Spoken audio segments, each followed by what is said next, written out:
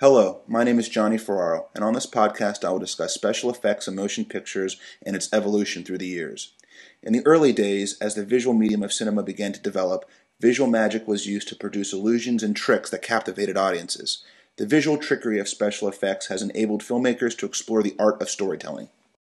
The first example of special effects came in 1895's The Execution of Mary Queen of Scots.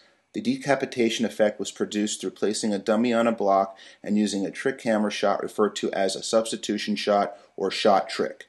Another film that explored these early effects was 1902's Trip to the Moon. The film used miniatures, dissolves, and stop-motion cuts.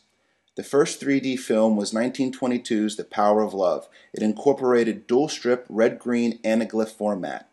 3 years later, The Lost World combined live-action and stop-motion animation by putting the two negatives together using split screens.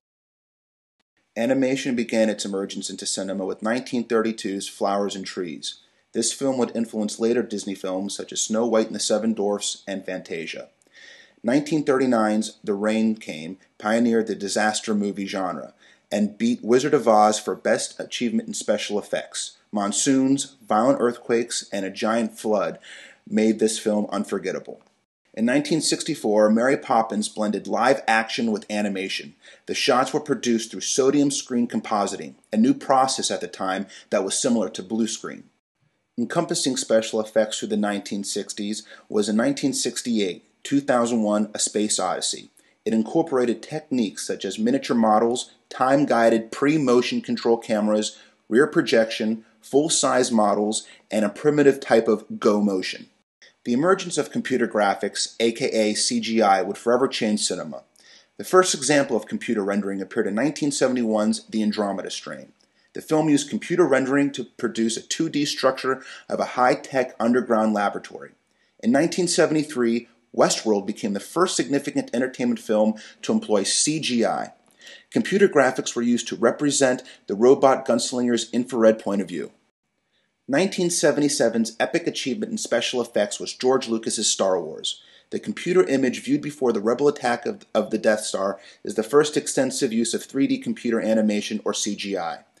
The movie's climactic battle scene was filmed with a motion-controlled camera, the first time these were ever used. In 1985, Young Sherlock Holmes became the first film to have a full CGI character. The first fully computer-generated film came a year later in Luxo Jr., Pixar's first short film and first CG animation short to be nominated for an Oscar. 1993's Jurassic Park marked an increase of CGI in cinema. The movie mixed animatronic and CGI dinosaurs.